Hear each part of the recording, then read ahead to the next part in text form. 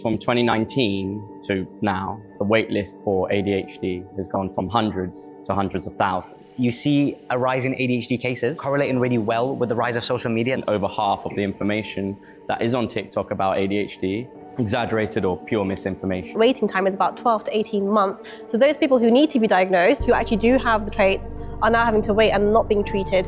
How the clinician or psychiatrist or whoever, they have to follow certain guidelines, which is like the DSM-4 and 5. The other many thing don't. Many don't. Many private providers don't. I do think that people are becoming a bit more aware of what kind of symptoms they should be looking out for this condition. But why? Why do you need to look for symptoms if it's not going to impact your life? Is what we're doing helping or harming people, both by overdiagnosing some and by underdiagnosing those, by filling up the waiting lists and depriving those who are desperate for, treatment? Who do you think is going out for the diagnosis? Who are these people who are actually going and seeking diagnosis? It's being overdiagnosed in adults because people are now seeking a diagnosis. In children is when it should be diagnosed because the traits are not something you develop, you have them. By definition, they should be there when you're a child.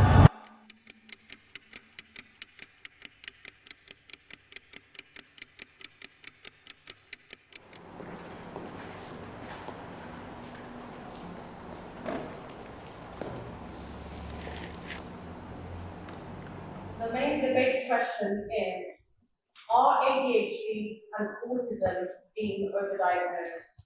Please begin. My name is Atta, and I'm for this argument. I'm Tamkin, and I'm also for this argument. My name is Mehek, and I'm against this argument. My name is Mustafa, and I'm against this argument. I'm Amr, and I'm a soft no.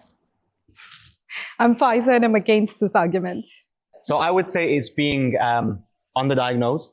And the reason why, so we agree there's a physiological aspect to it, right? So it's not a purely mental phenomenon. So the first argument I would say, if you accept those premises, because a lot of people don't, especially people who are not aware, that already sways a lot more people thinking into the fact that it probably is underdiagnosed, because when something is a purely mental phenomenon, people think it's not real.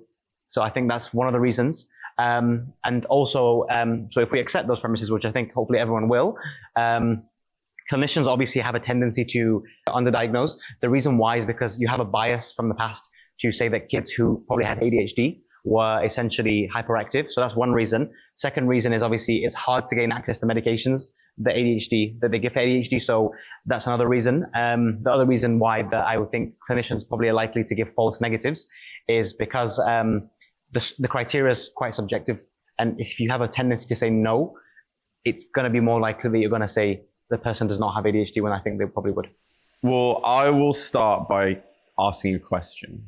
From 2019 to now, the wait list for ADHD has gone from hundreds to hundreds of thousands. Now, I don't think personally, in my medical opinion, in 7 years, the prevalence of ADHD has 100-folded, 1,000-folded.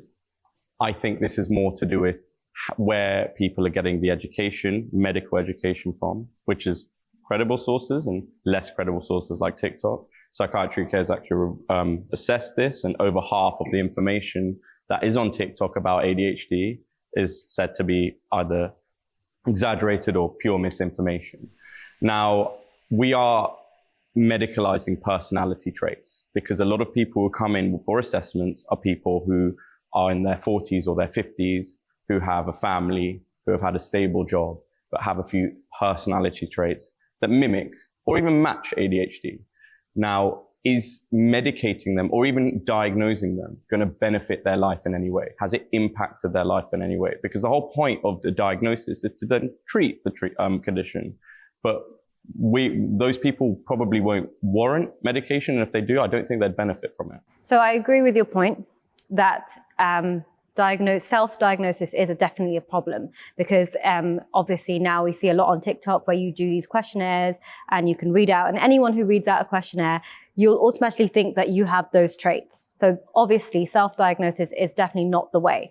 But if we look at a clinical diagnosis, we're looking more at going back to the childhood traits, developmental factors, environmental factors. And don't you think now it is because it's so recognized, people who have been suffering are now able to come forward, especially children that definitely struggle, who were labeled as naughty or lazy, or girls, little girls that are labeled as shy, now they're able to come out, parents are able to come out and see that my child is a little bit, you know, can we get a proper clinical diagnosis for this child rather than them just thinking it's normal. But the problem is that because so many more people are seeing on TikTok and social media or their friends telling them that you might have ADHD, they are coming for assessments. The assessment waiting time is about 12 to 18 months. So those people who need to be diagnosed, who actually do have the traits, are now having to wait and not being treated because of this massive amount of information on social media about who has ADHD. And like you said, if you're like a 45, 50-year-old person with a stable job, it hasn't impacted your life, but you're like, oh, I can't finish my tasks on time on this, and you think you have ADHD, you put yourself into the system, that is stopping the people who need to be diagnosed getting their treatment on time. Do you not agree?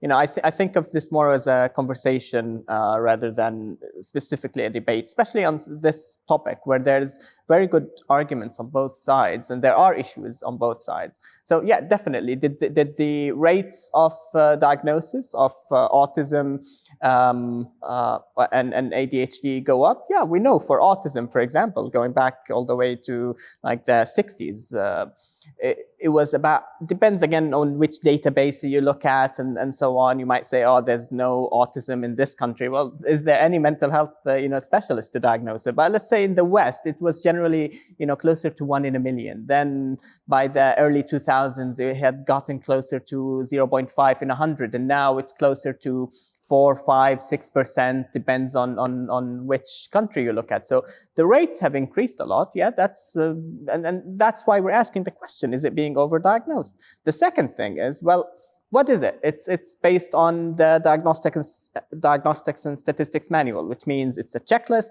If you meet certain amount of criteria, plus minus a little bit of clinical discretion, you've got the disease. And that's also recently been changed, especially for autism. Autism's out, and now it's autism spectrum disorders. It's been widened a lot. The criteria has been widened, and also the number of years that you need to have these symptoms for have been reduced, so you get more diagnosis. And again, the main thing I would concern myself with is what we're doing helping or harming people, both by overdiagnosing some who probably don't have it or wouldn't benefit from any treatment, they're doing just fine, and by underdiagnosing those, by filling up the waiting lists and depriving those who are desperate for treatment. So I don't know if we have a clear answer. I think it's a combination of both. I think this is the problem though. So you mentioned yourself on your side that one is subjective, and then you also mentioned it's a spectrum. So it's very easy to overdiagnose a condition like that. It's not necessarily as straightforward as a checklist, because also people can exaggerate the symptoms, and you can, it's subjective and it's a spectrum. So yeah, you can underdiagnose, but the problem is the number of people he said who are being diagnosed now is not being underdiagnosed. Now I was going to talk about that. So that is a really good point. You made a really good point. Because that is a trend that has to be explained, right? How is it that in the span of less than a decade, you've got such a huge number of people, which obviously can't be as simple as just now, we're better at diagnosing because the criteria hasn't changed much, right? So what I would say is that the reason why this is the case is you see a rise in ADHD cases correlating really well with the rise of social media. Now, what that does is not that social media, although it can, in terms of self-diagnosis, tell people that, oh, look, you have ADHD, when it's just, like you said, it's just a spectrum of personality traits that are normal and it's not ADHD. But at the same time, what it does, it generates an environment where it feeds a physiologically dysfunctioning brain to essentially be in a state of dopamine, serotonin, like that, those neurotransmitters that from what the evidence shows, cause it. You're putting your brain in that state. So obviously, if you're there constantly watching Cocomelon, which I don't, by the way, but if you are watching Cocomelon constantly. Can I just say, I just saw him behind the scene. Well, look, the right to choose pathway on the NHS commissions, multiple private providers to provide this assessment. Now, unfortunately, what does not happen is the standardization of procedure. So yes, there is a black and white checklist, which is subjective, but who's doing them? Because in some cases, a psychiatrist, and this isn't, regarding nurses or any other psychologists is less so, but if you have psychologists, nurses, and psychiatrists all doing the same assessment, there isn't as much standardization. So that lack of standardization is causing an overdiagnosis, because someone would rather have a label for a naughty child rather than just say It's a naughty child. So I think that comes back to the first point. Who are we talking about? Are we talking about the self-diagnosed autistic and ADHD, or are we actually talking about the diagnosis that's being given? So if you go and see how the clinician or psychiatrist or whoever, they have to follow certain guidelines, which is like the DSM-4 and 5. The other thing I would... Sorry? Many don't. Many private providers don't. But they have to, only when the patient fits into those criteria, you can say they have autism or they have ADHD. Now, if generally, this child has, for example, I would say, does not make eye contact, this child must be autistic. This is not really a diagnosis. And that's not how it happens. Exactly. No, but this is why we hear so much of autism generally. Like you hear every other, this child has autistic character, but that I think is what's happening. But it's not actually being overdiagnosed. It's just more people knowing what autism is and what ADHD is. But it is being overdiagnosed because there's more and more cases of people being misdiagnosed. Well, I would take it to the thing that with time, the number of diabetes have gone up, the number of hypertension cases have gone up, obesity has gone up. But does that mean we are overdiagnosing these diseases? It's just more knowing awareness that's made these numbers go up. But it's the velocity in which it's gone up, which is also correlating with the amount. I get aware, there's more awareness about it because there's more talk on social media. But something like, for example, like it's not as simple as DSM criteria because, like I said, it's not like your thyroid hormone. You look at the blood test, it's up or down. It's a subjective assessment. It's a subjective. There's a spectrum. There's a spectrum of ADHD, so it's not black and white. And it's not meant to be black and white, but that's the problem. Because of that, there's no standardized. You can't say that this is or isn't ADHD.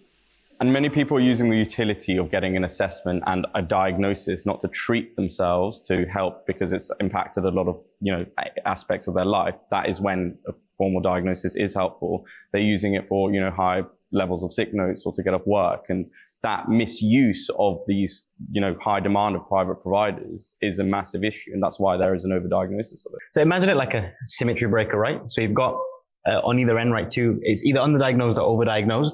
And I think we all agree that there is a large part of this criteria is subjective, right?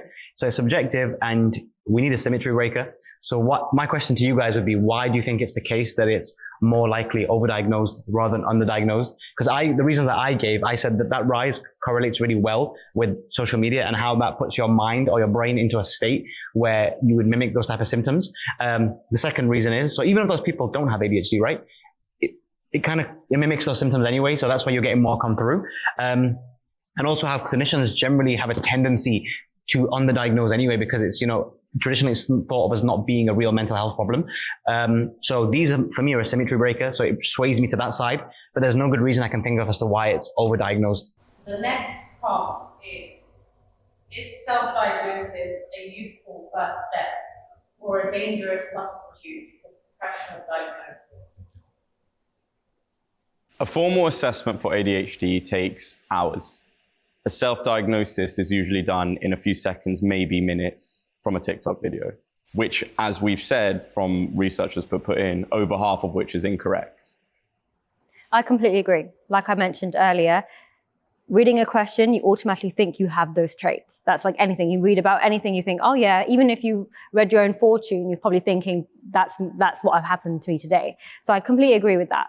But what I don't agree with is that there should be awareness about these symptoms. So I don't agree with the self-diagnosis, but I do think that people are becoming a bit more aware of what kind of symptoms they should be looking out for this condition. But why? Why do you need to look for symptoms if it's not going to impact your life? Like, why should I look for symptoms of ADHD if I'm still a successful doctor? Why should I look for symptoms? Yeah, but that I would come back to, who do you think is going out for the diagnosis? Who are these people who are actually going and seeking diagnosis? As you said, someone who's 40 years old, well-established. Why is this person needing that diagnosis? No, sorry, this is the minority. We're talking about developmental disorders here. This is the vast majority of these conditions are in children, adolescents. The average age for diagnosis of autism is about 13. It used to be 8, now it's up to 10. The waiting list for adults to get an assessment is higher than children. Diagnosis. Having their child labeled is not something parent would want, but that means these people are actually struggling with something.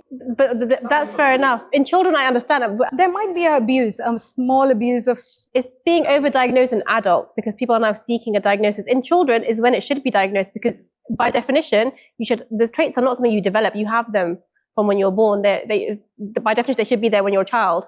So yes, but it's being diagnosed much more in adults now, which is the problem. Correct me if I'm wrong, but the assessment of diagnosing someone with ADHD, you can't just say that these symptoms have developed in my adulthood. There has to be a pattern in the childhood. But that's subjective. I can say, yeah, I was a naughty child, or yeah, I used to run around a lot, but that's also a normal child. But again, yes, who are these individuals? So my point is, who are these individuals who are going out to seek help? So these are individuals who are not able to cope up with the norm of the society. And maybe, yes, they're overdiagnosing themselves and asking for help, basically. In an ideal world, probably we should accept them for their differences, but they're struggling there. And that's why they're going out and saying, we need to be diagnosed so we can get that support. I've had a grandmom say to, after looking at her grandchild, that, oh, maybe even I had, ADHD. But that's just kind of a thought process. Maybe she did. It's hereditary. Maybe she did. There's a Maybe big she hereditary did. component. But this she might have, individual was actually. not, she struggled. Yeah. Now seeing the same struggles, she's like, oh, maybe I had this too, but she couldn't ask for it at that time. So now people, because of acceptance, are going out and saying, I need help. I think that's call for help, basically. But it is labeling a personality trait, which, let's be honest, I'd say everyone on this panel and everyone in this recording studio probably can get distracted sometimes, probably do lose focus sometimes.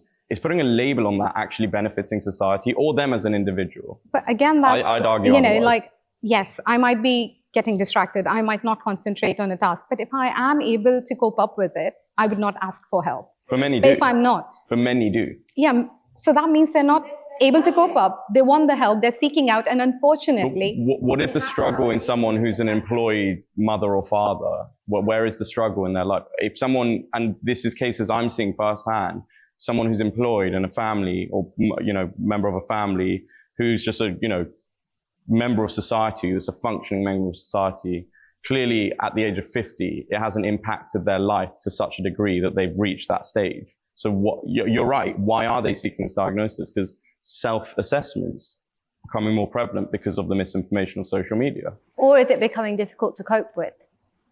Exactly. You can have a condition and then, kind of So then do you manage suggest with it for that a these long people time. are medicated then to help them? I'm not saying medicate anyone. I'm not a What's the point? psychiatrist. So what's the but- point? No, it would be giving more of help. Medicine is probably the last thing they get. First, they get therapy. They get,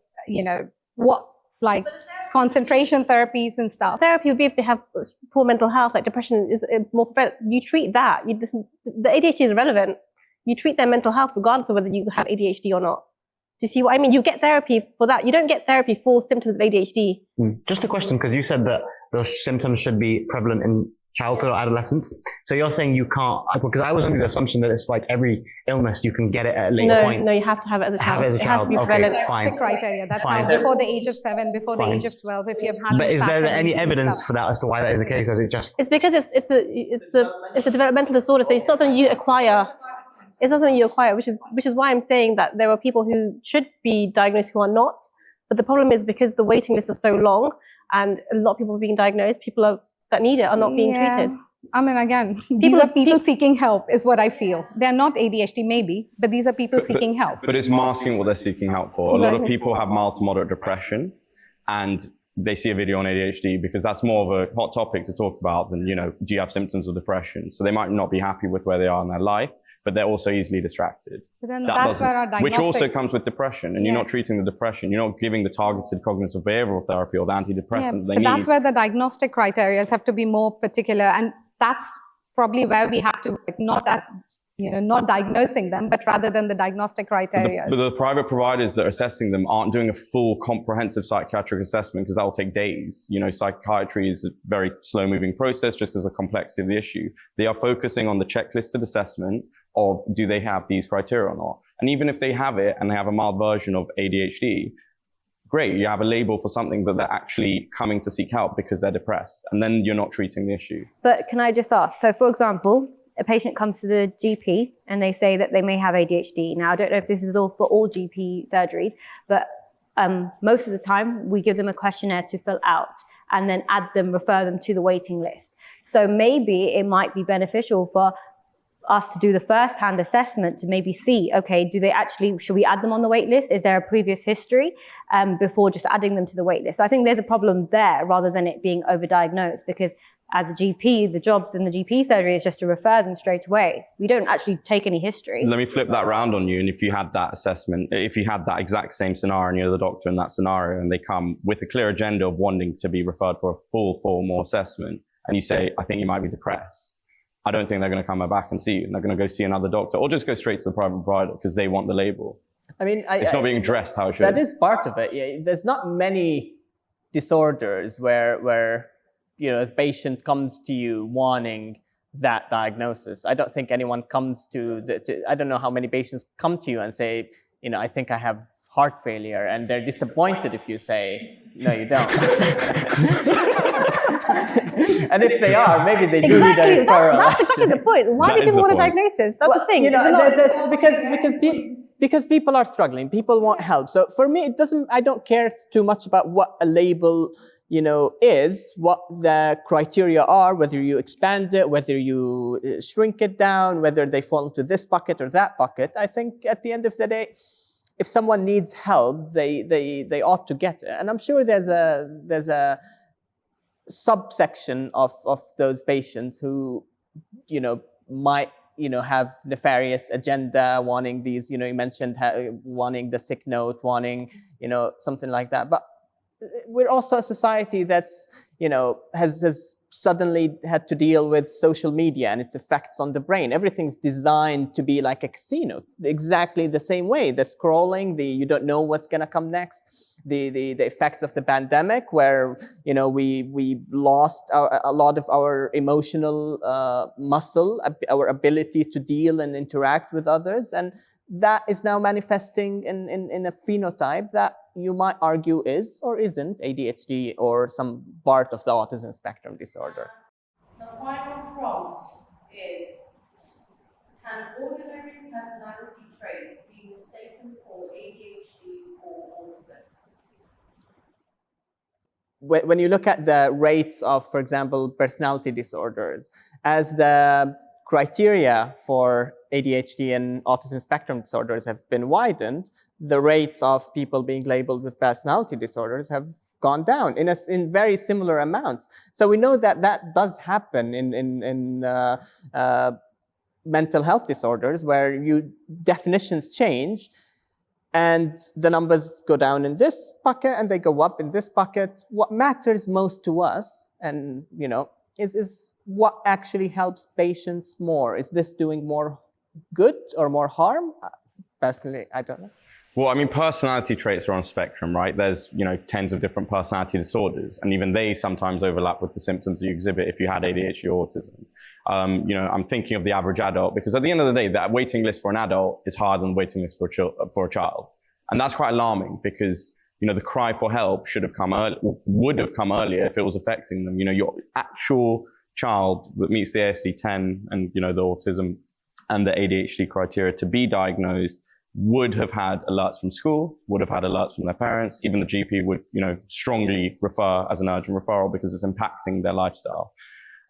This cry for help that you're saying, you're right. Maybe they are suffering for multiple different reasons. And unfortunately, with how mental health is, it's so fragmented. And the person who is assessing that is specializing in ADHD, but not with personality disorder. So it's yes or no, you have this ADHD trait or not. But we're not addressing, why they're in this state or even why they're coming for help. But so like you mentioned, that the odd 40-year-old, 50-year-old came for an ADHD diagnosis. Why are they coming now? Why didn't they recognize it in childhood? But because it wasn't recognized then. It wasn't recognized. No one knew what the symptoms were. They were labeled as X, Y, Z. They were labeled as naughty. Girls were labeled as shy. There was no awareness. So now when we've come to a society where there's more awareness now, how can you say it's overdiagnosed? The problem the point he's making is that they don't need to have awareness. If it's impacting your life, you would seek help at that point. You don't need to know, these are symptoms of this condition. If it's impacting your life enough, it doesn't matter what the diagnosis is, you would seek help at that point. And the point is, it hasn't been impacting their life at that stage, which is why they come for a diagnosis later. But as a parent of the child, you're just thinking that your child is being somewhat, labeled as difficult. You don't actually know that my child has this condition. So now when they're 40, 50, they've been dealing with all of these personality trait symptoms, and then they're getting diagnosed. How can we say that they probably were struggling. And that's why they're at 40, 50 seeking for a diagnosis, because it's impacting their lives now. I just disagree with that, because like you need to have the symptoms per se in different environments, and that's how you diagnose it. So the school would have picked it up. You know, the school would have picked it up. Teachers are trained in looking for these things. When you start your first job, they'll pick it up. Like if you're seeing on TikTok all these symptoms, and you're like, oh, this is why I've been struggling. You'll really know, because you hadn't been struggling enough for it to be picked up by other people in different environments. Can I also just add that you're saying that teachers would have picked it up, nurses, but they're not trained. They are trained. They are trained. But we're discussing that we need a clinical psychiatrist they're not to trained to diagnose diagnose it, but they see hundreds of children, more than doctors do, every single day at the same age. They can pick that out quicker than we can, because they see people around them. They can see the spectrum, if anything. And to go back to the prompt about self-diagnosis, you know, is it fair for a mum to just label a child, oh, he's being a bit annoying or he's a bit naughty, he has ADHD? Imagine growing up what that child is going to become because of having this label on them, which may or may not even be true. The impact that would have is far more significant in an adult than someone who had undiagnosed ADHD when they're 40. I can promise you that. So, I mean, going back to the point of schools and teachers diagnosing, you would be surprised at how much that depends on the parents. If I decide that I don't want my child to be labeled, they cannot put in there. So they might notice it. But to be honest, it's a stigma, still a stigma, in spite of everything you say. Is it? Yeah, I feel for some cultures, I agree it is. On my algorithm, it's in vogue. It's you know. I think it's cultural things. Some cultures don't want their children to be diagnosed as a autistic. family, you're socially isolated. I would say is, you know, autistic kids and ADHD kids. These parents can't take their kids to normal parties. They can't take them to supermarkets. So it's still a stigma. People don't invite them. This is true ground reality, because their kids are difficult to deal with. No one wants them to come to their house, because these kids are going to do anything and you can't say a word. They're going to do it regardless of whether they have a diagnosis. So these parents or not. isolate this. No, that's what I'm saying. So that's why they would withdraw from the diagnosis and isolate themselves. They really don't want that put up. So they try. What I would say with kids is, before this, I mean, it is still a stigma, but I do think we are getting better at it. And that's why I refuse to believe that it is overdiagnosed.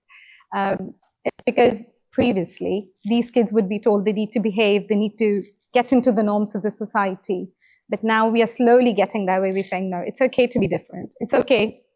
But you do see a lot of parents, they don't want their kids to be labeled as autistic. So these probably are the adults at 40 coming out and saying, you know what, I was struggling, but my parents refused. And very hypothetically, if you're a mother or not, but if you had a child that was labeled by a trainee psychologist or psychiatrist incorrectly with one of these neurodivergent conditions, and for 10, 15, 20 years, you as a parent and them as a child have this label on them. And you're right, I completely agree, it's a stigma. Do you not feel that that's going to impact them and actually disadvantage them more than if they I do agree. And interestingly, there's just this podcast and studies you see that they say that there are kids who've grown up and they've complained, why were we put into these labels? Because now I have to struggle to get my driving test, because I need my GP to clear me, because I'm labeled. So yes, there is a small population. But then I would go back to the point of saying people who are asking for this label are people who are struggling, who really must be in some way struggling, which we don't know, and asking for help. I feel like two things can be true at the same time, in that ADHD is overdiagnosed and there are people who are not diagnosed yet. Yeah, we could say that. And I think that's the answer. It is overdiagnosed and there are people who are not diagnosed. But I wouldn't go so far as say it's underdiagnosed. And if you think people not being diagnosed yet doesn't mean that the condition is underdiagnosed. So if you're arguing that it's underdiaged, then I would say we all agree. I think we are on that way. That it's overdiagnosed. No, it's not overdiagnosed. I refuse to say it's overdiagnosed. Both Definitely exist. not. There are overdiagnoses and underdiagnoses. For example, when you look at the rise in diagnoses and the rates of diagnoses, it's not in the deprived populations. It's not in the the lower socioeconomic status. It's in the more middle to upper middle class. And why do you think that is? These are the subset. Because I'm sure because they're paying for it. There is a segment of overdiagnosed, but there's also a segment of having access to the facilities and the practitioners who can give that diagnosis and the help that can come with it. Exactly. But you know how you said that two things can be true at the same time? You could also have a scenario where it could be that it's true that it's underdiagnosed But at the same time, there are people who have the diagnosis that shouldn't have the diagnosis. Yeah, I agree, but I don't think that's the case. I agree with that, but if you think about the number of people who are diagnosed, it's very unlikely for that to be true. But what is overdiagnosis getting us? It's actually these individuals who are being overdiagnosed. What are they It's getting causing out A of harm. it? waiting list of 2+ No, but they're years for getting someone help. who I needs No, would but say- they're being medicated with very difficult to manage medications. I don't know if any of you have. Well, It's very. I agree. They're being medicated with medications that can be yeah, detrimental but to these them. are individuals They're who have taking come out time- asking for it. they're So taking why time does off it feel the work. need? They're not going to work. These are all things that it's I agree causing. there might be a small It's population very- abusing it. But it's very tricky to talk about such, because we don't know exactly who is doing that, how many people are doing that. Are there some people who just thought they were doing the best for their child and, Yes. over-medicalized Yes. things? Obviously, a parent naturally would want the best for their child, and getting a label that's mislabeled is not doing the best for them. But that's not to their fault. That's because of what is out But then there in terms of again, how to get an assessment. these are parents, if there is a parent who's coming to you and asking for help because I can't I can't manage my kid, I need some help. So that means they're really struggling and need the help. So that's, I just think again, asking for help. The argument is, I think that's how I we need to make it clear that I think it's adults who are being overdiagnosed, not children. I do not think children are being overdiagnosed. A lot of children are not being diagnosed. It's the adults who are being overdiagnosed because they're seeing it on social media and thinking they have these symptoms. And there is more harm to come from being diagnosed because you're being ADHD medications are specialist drugs for a reason because they are. They can cause a lot of side effects. So that's why, yeah, exactly. They can affect loads of different things. So people are being put on it. And if you don't want to be put on the drugs, therapy and all these other things you can get without a diagnosis. You don't need an ADHD diagnosis to support you. Thank you for watching our panel discussion today. We vow to make more useful and relevant content such as this if you like, subscribe, and switch on your notification bell. If you would like to take part and can make it to our studio in London, please complete the casting form below. Take care and see you at the next one.